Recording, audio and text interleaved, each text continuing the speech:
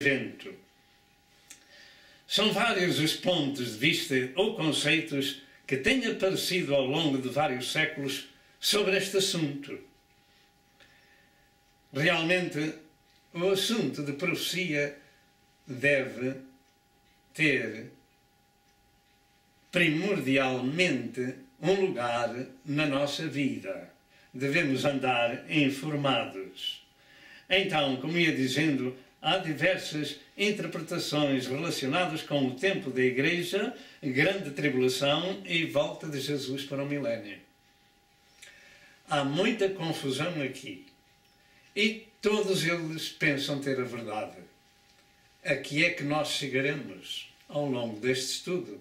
Nós vamos dar as Escrituras e aquilo que se tem passado e o que se passa e o passará para podermos entender.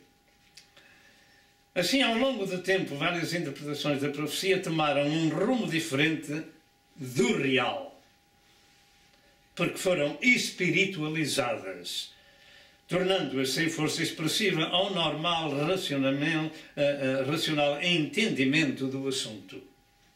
Portanto, se as profecias são espiritualizadas, dão-lhe outra interpretação. A palavra de Deus já é espiritual por si própria, é espírito e é vida. De maneira que há muita coisa na Bíblia Sagrada que se deve tomar ao pé da letra, como se usa dizer na nossa língua. Segundo os teólogos, por exemplo, o primeiro ponto de vista histórico sobre o assunto era que haveria um tempo da Igreja e a seguir viria a grande tribulação e depois Jesus voltaria para o milénio e reinaria no milénio. Entretanto, toda a estrutura teológica e básica deste assunto assenta em três termos que para muitos é muito difícil de que sejam entendidos. Milénio significa 1000 anos. Nós estamos falando de que Nosso Senhor Jesus Cristo virá arrebatar a sua Igreja e passados 7 anos voltará para o milénio. E milénio são 1000 anos literais. Mas muitos há que interpretam isso espiritualizando o assunto. E aí dá-se uma interpretação completamente errada do assunto.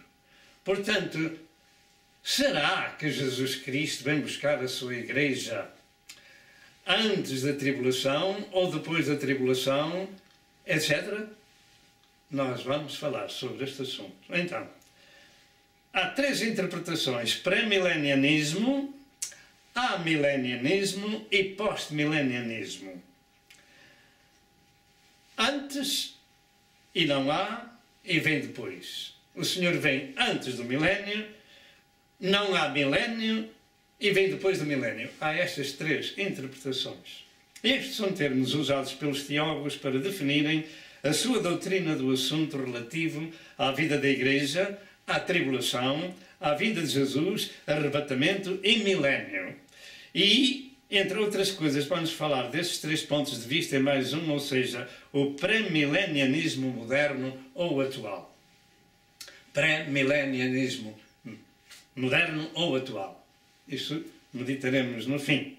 Pré-milenianismo significa a visão teológica de que Jesus voltaria para a Terra antes do milénio, ou seja, antes dos 1000 anos do seu reinado na Terra, mas somente depois da grande tribulação, o que implicaria que a Igreja passasse pelas tragédias do Apocalipse. Eu não creio assim. Eu não creio assim.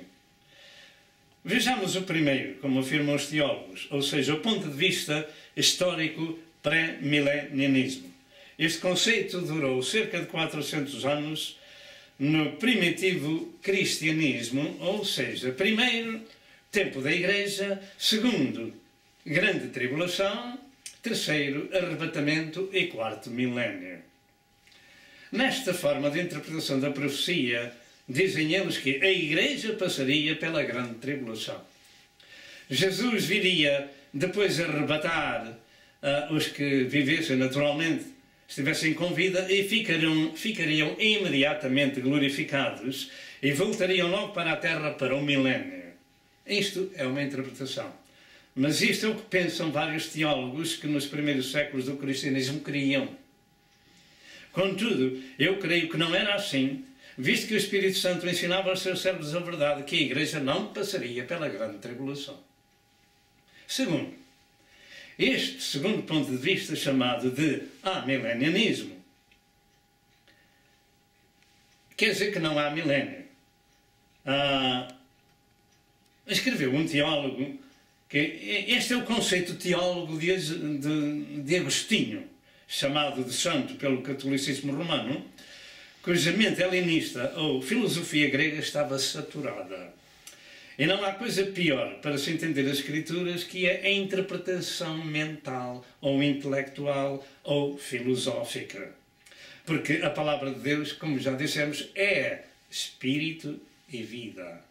João 6, verso 63. E para ser entendida, precisam os recipientes que a interpretam de serem transformados, nascidos do Espírito de Deus. Nascidos de Deus, sendo gerados de Deus. Traço milenianismo significa que não há milénio literal para eles. E que este tempo de 1000 anos, como diz em Apocalipse 20, verso 4, foi por este homem, Agostinho, espiritualizado para que a chamada Igreja de Roma reinasse como rainha e senhora absoluta com todo o poder espiritual e temporal. E isto foi o que aconteceu ao longo de muitos séculos. E ainda hoje isto acontece. Como o Vaticano faz alarde de ser a única Igreja salvadora, realmente tal doutrina é espúria, humana e diabólica. Temos que usar destes termos para chegar a uma conclusão. Porque não existem igrejas salvadoras, mas sim apenas um Salvador, que é nosso Senhor Jesus Cristo. Não há igrejas salvadoras, somente Jesus é o Salvador do mundo. O Vaticano é um Estado político-religioso. Tem um presidente, tem embaixadas por todo o mundo. Não é a Igreja de Cristo. A Igreja de Cristo tem por cabeça a nosso Senhor Jesus Cristo somente. E eles sabem que são redimidos com o sangue do seu Salvador, do seu Redentor, que é Cristo Jesus, o Senhor. Neste conceito, não existe milénio literal e argumentam que o milénio é o atual reino de Cristo na Terra. Portanto, esses 1000 anos, para eles, são simbólicos e que durará até que Cristo venha e leve os seus santos, e desta forma a vida na Terra então terá um fim. Este é o gráfico do amilenianismo de Agostinho. Contudo, como disse, o cabeça da Igreja é nosso Senhor Jesus Cristo e não nenhum homem na Terra, nem nenhum reino ou senhora ou Igreja na Terra. Então teríamos o Calvário, segundo tempo da Igreja, a reinar na Terra, terceiro o arrebatamento, segundo esse conceito. Então tudo termina com os santos levados para o céu e ponto final. Realmente é caso para perguntar se ali, nessa organização religiosa e política, se existe algum santo no meio de tanta idolatria. Porque a idolatria já era condenada no Velho Testamento e o mesmo Deus que condenava a idolatria do Velho Testamento é o mesmo Deus que condena a idolatria do Novo Testamento. A Igreja tem a Cristo por cabeça e os crentes são membros do corpo de Cristo.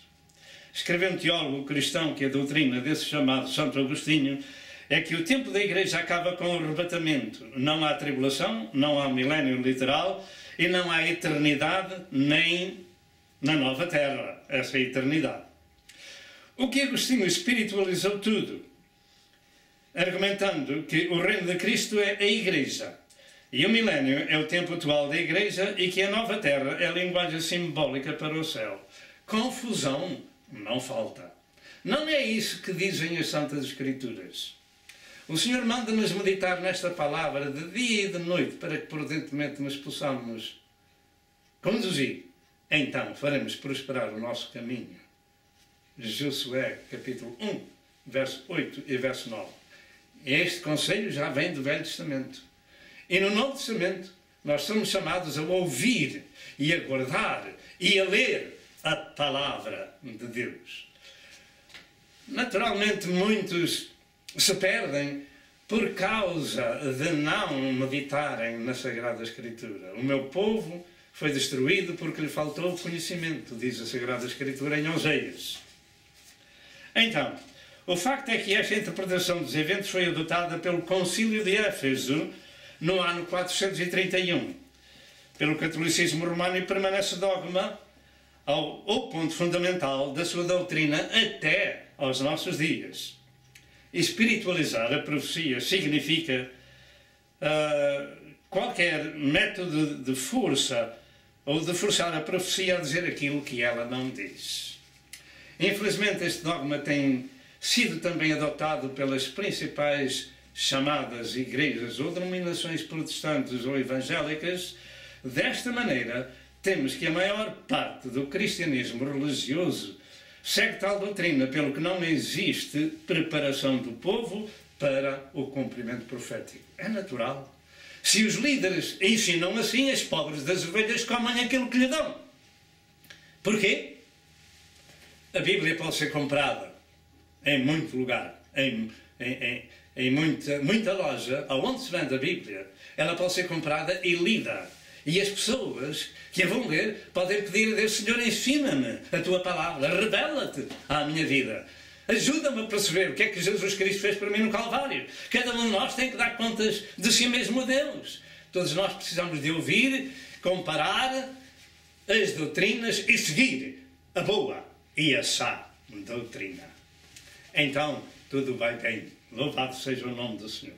Com esta interpretação, na mente grega de Agostinho passa por cima das várias ressurreições. Primeiro, Tessalonicenses 4, 13 a 18, 1 Coríntios 15, 42 a 52, essa ressurreição, melhor dito, dita aqui em duas partes das Escrituras, terá que acontecer. Jesus virá fazer a ressurreição universal dos crentes. E nesse mesmo dia, hora, minuto e segundo, 12º, centésimo, milésimo de segundo, num abrir e fechar de olhos, aqueles que são salvos e que são a Igreja militante de Cristo, são arrebatados, transformados e arrebatados ao céu. Tão fácil como isso, nestas duas Escrituras que eu disse. Então, esse chamado Santo Agostinho passa por cima dessas coisas tão fáceis de entender. E passa por cima da grande tribulação, aonde, por exemplo, Mateus 24, 21 e 22, diz que se aqueles dias não fossem abreviados, nenhuma carne se salvaria. Passa por cima de Satanás ser amarrado no tempo do milénio, Apocalipse 20, versos 1 e 2, passa por cima da nova terra e do novo céu, Apocalipse 21, 1 a 27, com a nova Jerusalém, etc. Portanto, essa interpretação é religiosa e política, espúria, diabólica e humana. É só. Cada um de nós deve meditar, ouvir o Santo Evangelho, que é o poder de Deus para a salvação de todo aquele que crê, e não seguir homens na terra, nem igrejas, mas seguir a Jesus Cristo, nosso Senhor.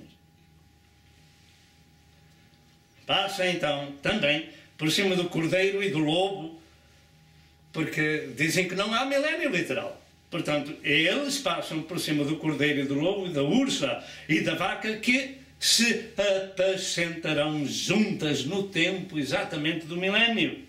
E também do leão comendo palha como boi. E também da vida do homem vivendo cerca de 1000 anos outra vez, como os dias da árvore. Isaías 11, 6 a 9, Isaías 65, 19 a 25, etc. Portanto, se aquela interpretação errônea passam por cima de tudo isto, não é para se acreditar, para crer em tal ensino. Seria bom que os dogmáticos nos dissessem aonde está o milénio com o lobo e o cordeiro juntos e o leão comendo palha como boi. Seria bom que eles explicassem. Louvado seja Deus. Enfim, tal interpretação não é de Deus. Enganam o povo que Deus quer salvar. Para Agostinho seria bom que também esses animais fossem então espiritualizados. Porque as Escrituras falam assim. O lobo e o cordeiro vão estar juntos. O leão, a vaca e a ursa vão estar juntos. Porquê? Porque Satanás será amarrado e não haverá a influência do mal. Bendito seja o nome do Senhor.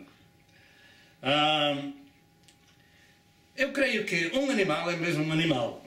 Um leão, um boi, uma vaca, um cordeiro, uma ursa, são mesmo animais. Não se pode